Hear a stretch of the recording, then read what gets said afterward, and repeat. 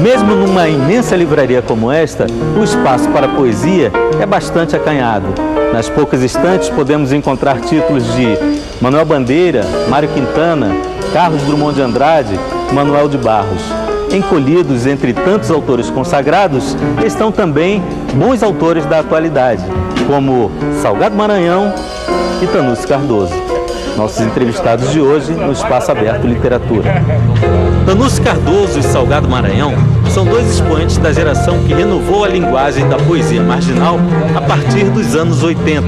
Agora, Tanusse lança um livro pela série 50 poemas escolhidos pelo autor, e Salgado, a coletânea A Cor da Palavra, que reúne sua obra completa. Tanusse e Salgado Maranhão, vocês surgiram no final dos anos 70, né? Participavam muito do movimento de poesia daquela época. O Salgado talvez até um pouco antes, com o lançamento do Ebulição da Escrivatura, né? Como é que foi aquele lançamento? Eu lembro que foi um sucesso. Foi. Esse livro foi lançado em 78, foi um dos poucos livros lançados por grande editora, pela Civilização Brasileira. Saiu em 78, num show do Teresa Raquel, que vendemos 300 livros na noite de lançamento. Esse livro foi organizado por mim, Antônio Carlos Miguel e Sérgio Natureza. São 13 poetas impossíveis. É o subtítulo do livro, Ebulição da Escrivatura, 13 poetas impossíveis. Quando eu publiquei o meu primeiro poema, foi num concurso literário que o Valmir Ayala fez, quando da fusão do Rio com Niterói. Ele fez uma antologia poética, aí saiu muita gente boa dessa antologia, Leila Micos, Glória Pérez, que as pessoas conhecem como dramaturga, mas é um excelente poeta, poucas pessoas sabem disso. Mas como grupo foi o Bandidos do Céu, lá na Casa do Estudante Universitário, onde o Salgado morava. Eu morei e onde eu fazia o balcão poético. Antes disso, de 78, e certamente o Tanusse antes de 79, a gente já estava aí falando poemas em botequins, em teatros, vendendo os poemas em porta de teatro e de cinema.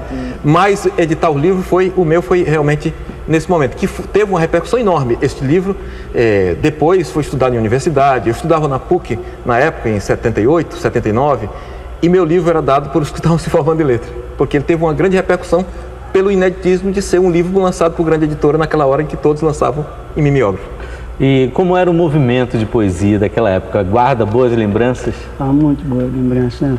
Eu acho o seguinte, que havia necessidade, né, devido à ditadura, de um movimento nacional, e eu acho que a poesia marginal foi um movimento nacional, de atitude poética, né, de atitude solidária, humanitária. Havia uma solidariedade entre os poetas a ponto de todos os livros, coisa que jamais poderia se pensar hoje em dia, né? Em todos os livros havia os nomes dos poetas, estavam lançando livros, os endereços dos poetas, os jornais, era uma solidariedade entre nós que não dá para se imaginar hoje em dia. E era a correspondência por correio. Correspondência pelo correio. Porque não havia ainda internet, nada disso, internet, né? E era uma coisa mais forte, eu acho, sabe disso? Eu sempre acho que a internet hoje em dia, apesar do imediatismo, o que a internet faz? Esfria as relações, me parece. Parece paradoxal, mas ela esfria. As cartas não, as cartas esquentavam, né? Eles esperavam o correio, né? Era muito bom, era muito bom. E essa coisa, corroborando o que o Tanusse está falando, mesmo não havendo essa facilidade de comunicação, as pessoas, até por intuição, porque eu comecei a escrever poesia em Teresina, onde eu morei, fiz o 2º grau, e onde eu conheci o Torquato. Então eu comecei... O Torquato Neto. Então, eu comecei escrevendo lá, sem ter comunicação com esse pessoal que estava fazendo aqui no Rio. Quando eu cheguei aqui, as pessoas estavam fazendo o que eu fazia lá também. Então havia uma coisa quase de intuição, de telepatia poética, se pode dizer assim, e acontecia isso que você está falando, uma coisa sanguínea, uma irmandade, uma troca como se fosse um grande painel de palavras no qual as pessoas se ligavam do Brasil inteiro. E poesia marginal porque não tinha espaço na mídia, não tinha nada disso. Espaço, era feito subterraneamente, né? Subterraneamente. E ninguém acreditava muito. Eu acho que a poesia marginal, ela trouxe uma coisa muito importante, que foi enfrentar a rigidez com a leveza. Antes, a literatura estava muito emparedada entre a tradição e a tradição dos concretos, a vanguarda. Ocorre que nós, que éramos muito novos e que não tínhamos nenhum conhecimento dessa tradição, embora eu tenha começado minha literatura, minha poesia lendo Camões, lendo tudo, mas não tinha esse arcabouço dos antigos. Então, éramos jovens, de 20 anos, de modo que a gente não tinha essa obrigação que tinham esses que estavam nessa polarização.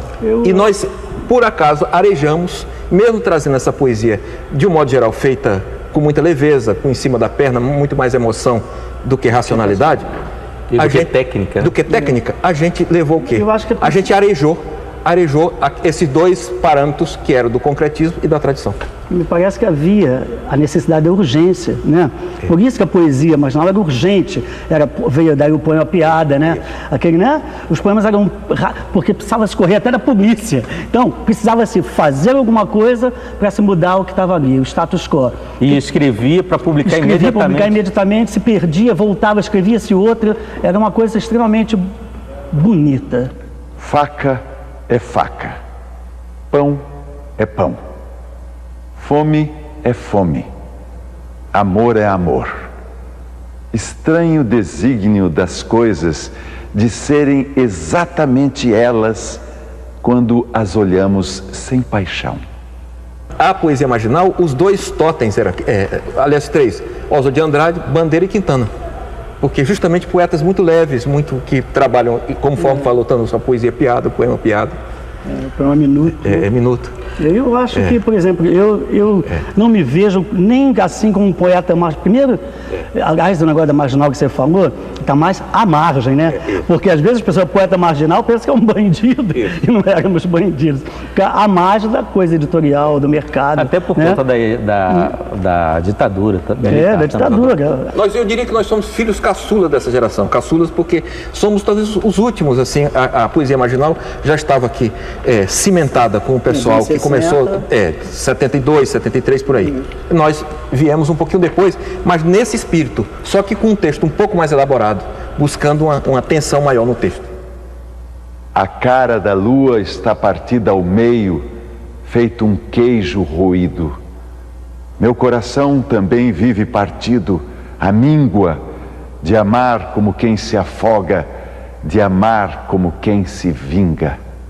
Por mais que eu tenha vivido aqueles movimentos todos, eu vim de uma infância em que eu ouvia meu pai recitar Castro Alves, Bilac, Camões.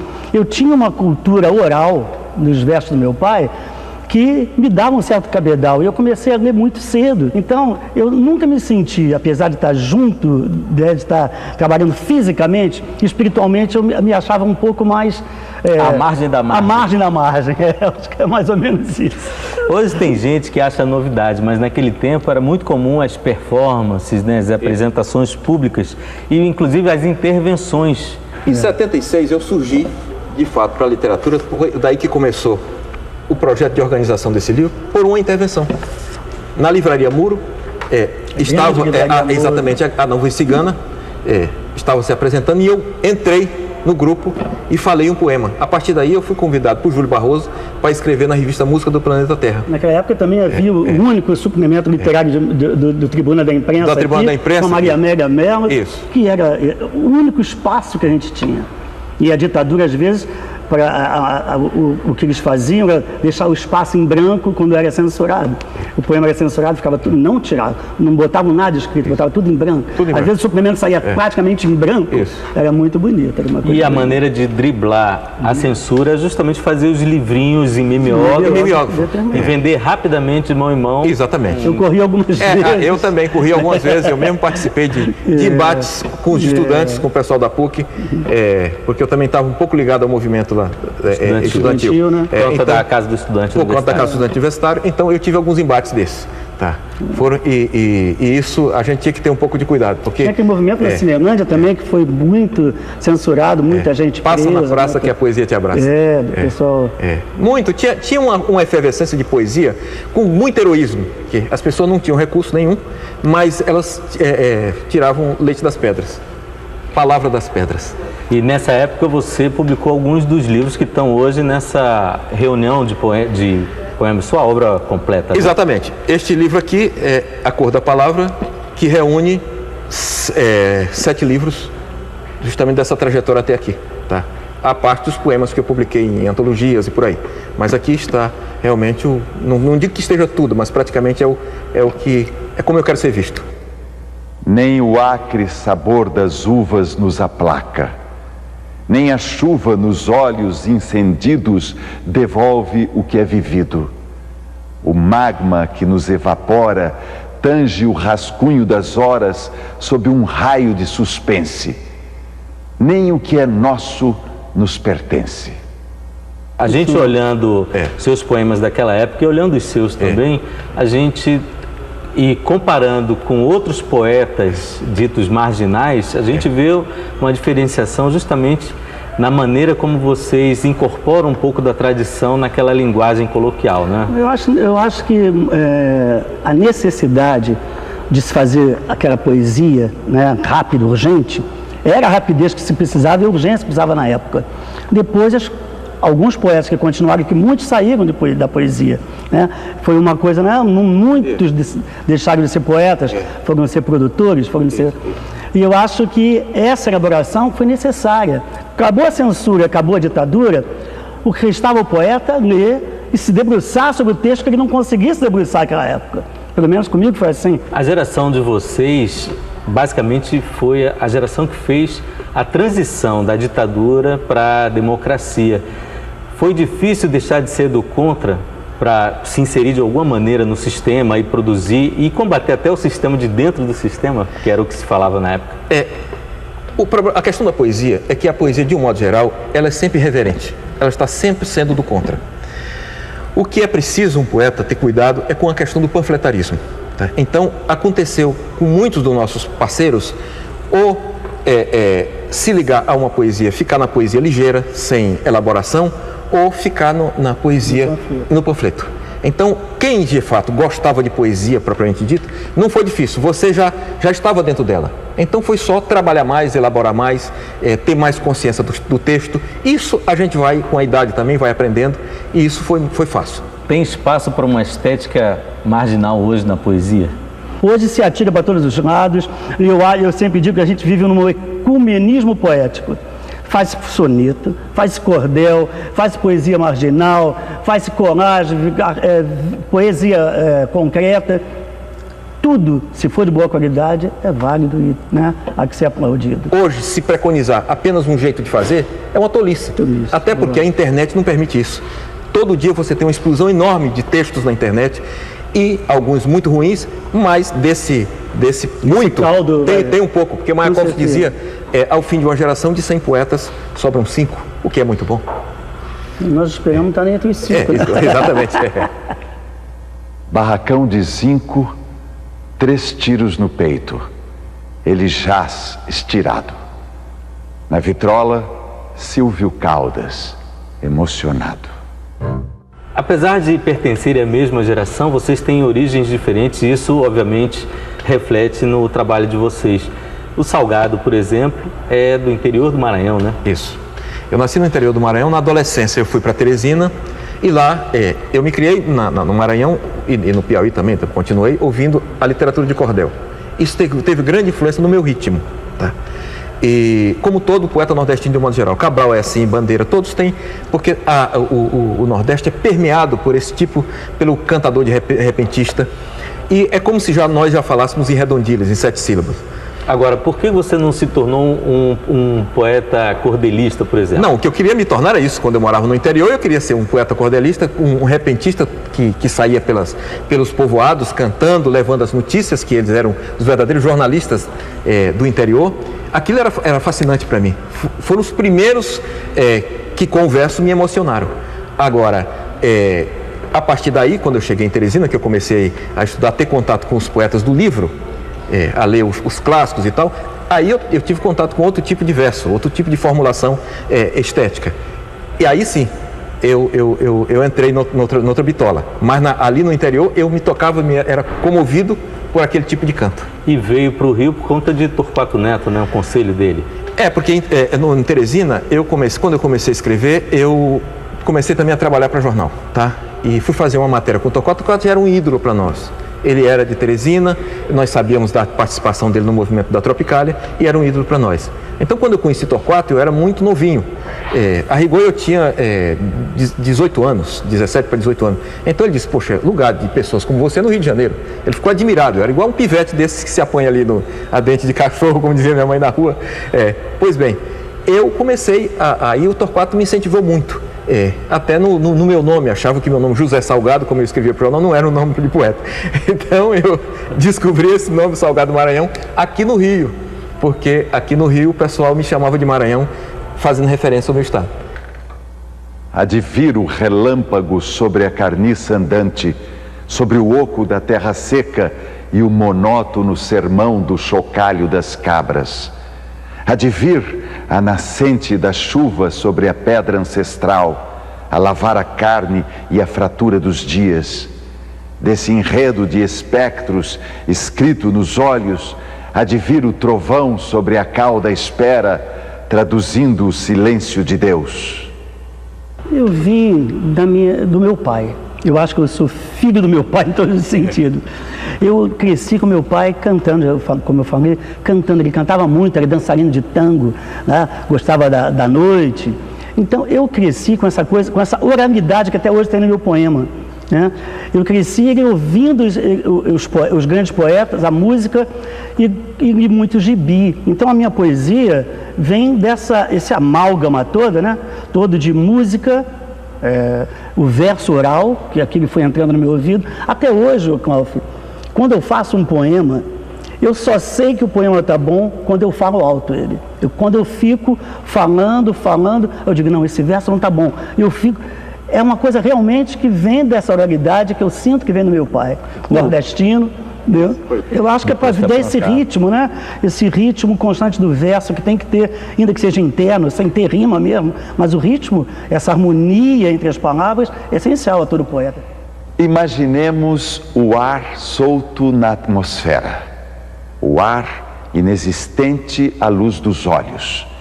Imaginemos o ar sem senti-lo, sem o sufocante cheiro de abelhas e zinabre, o ar sem cortes e fronteiras, o ar sem o céu, o ar de esquecimentos. Imaginemos o ar, paisagem branca, sem o poema, vácuo, impregnado de Deus, o ar que só os cegos veem, o ar silêncio de Bach. Imaginemos o amor assim como o ar. Vocês já têm uma longa trajetória na poesia. Hoje é mais fácil publicar, obviamente, né? Conseguir editora. Hoje os meios de produção, os meios de produção ficaram mais fáceis. Hoje você pode fazer um livro. Se antigamente fazíamos com mimeógrafo, era uma dificuldade, e saía às vezes o poema todo borrado, tudo. Hoje você tem uma qualidade, você edita bons livros aqui, se edita bons livros no Brasil inteiro. Lógico que para quem não tem recurso, é difícil em qualquer lugar, mas as facilidades técnicas são incomparáveis. E editoriais? Me parece para conseguir uma editora. A dificuldade continua sendo a mesma. A mesma, porque... A maioria dos poetas pagam o seu livro, e essa é a realidade. Né? Você procura editoras e a editora disse, não, vamos fazer em cooperativa. Você entra com dinheiro. Utópico, você entra com dinheiro. Não são distribuídos. Enfim, eu acho que desde longo tempo, desde o Manuel Bandeira, que teve que pagar o seu primeiro livro vendendo a sua máquina de escrever, conta até que depois ele passava na loja e via a sua máquina e chorava, ficava triste, é uma lenda que tem. Tem outra coisa que é importante ver também. Parece que é como se tivesse sido... Hoje muita gente faz poesia, mas o público estranhamente encolheu. Porque quando eu editei, a Civilização editou O Ebulição da Escravatura, foram 3.000 exemplares. Na noite de lançamento, vendendo 300 livros. Agora as edições são de 1.000 exemplares. Porque este aqui foram 2.000 exemplares. Porque a Biblioteca Nacional patrocinou e comprou 1.000 exemplares. Mas normalmente as edições são de 500 livros, são de 1.000 exemplares. E agora tem mais gente escrevendo, tem tudo, e você vê, diminuiu esse público, encolheu. Porque a poesia, mesmo estando inserida na vida, em todas as atividades da comunicação, ela como totem, ela ainda é marginal, ela ainda está reclusa. Poucas as pessoas identificam o poema propriamente dito. Ela está no cinema, está no teatro, está na música, mas é como se ela tivesse diluída e está nos momentos altos de uma conversa. Às vezes você está conversando e você fala poesia. Acontece que as pessoas, de um modo geral, não têm um consumo dirigido para a poesia. Então, o poeta, não existe emprego para o poeta. Você olha no jornal, não tem nenhum anúncio convidando um poeta para o emprego. Então, o poeta está, de certo modo, isso talvez seja a sua riqueza, a sua gratuidade, porque a poesia não tem compromisso nenhum com nenhum tipo de negociata. Ninguém nos quer para nenhuma negociata. Nós não somos escravos. Exato, não somos escravos, está a sua grandeza. Ninguém faz livro para ser best-seller, né? Então, nós só vendemos na noite de autógrafo, né? Acabei de lançar esse meu livro aqui e vendi muito bem. Depois eu sei que ele vai ficar nas livrarias. Vai ser uma coisa difícil. Quando ficar nas livrarias? Quando ficar nas livrarias, quando houver distribuição, é a luta de sempre, né? A paixão pela poesia permanece inalterada? Ela continua. Eu acho que não dá para respirar sem poesia.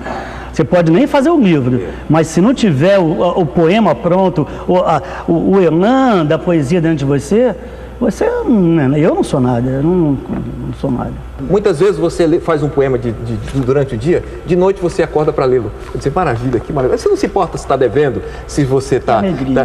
Só alegria. É como ver os olhos, o rosto de Deus. O que é melhor, a sensação de terminar um poema ou de publicar um livro? Para mim é descrever o poema. Para mim é uma coisa complementa a outra. Para mim é descrever o poema, mas também o livro, quando o filho nasce e que você toca no livro, às vezes também eu fico com essa sensação de acordar de noite e tocar no livro, na corporalidade do livro. O livro é uma entidade suprema. Comigo, não sei se acontece contigo, Saulo. Eu escrevo poema, e se eu gosto do poema, eu leio várias vezes. Claro. No livro, depois de pronto, eu quase nem pego. É a mesma coisa. É isso. Eu acho que virou um filho criado para o mundo, sabe? Então agora é do mundo. Eu não quero mais saber se tem erro, como é que está, se está pronto. O principal é o poema. Isso. O principal é o poema. Quando ele acontece, você... ele está na tua vida. É uma dádiva. É uma dádiva. Com certeza. É muito boa. Obrigado, Tanusse. Obrigado, Salgado Maranhão. Muito obrigado, é um prazer. Foi ótimo conversar com você. Estar aqui nessa troca com um parceiro também, que sabe o que está perguntando. Hoje nós conversamos com Salgado Maranhão e Tanusse Cardoso, dois expoentes da poesia brasileira contemporânea. Até a semana que vem.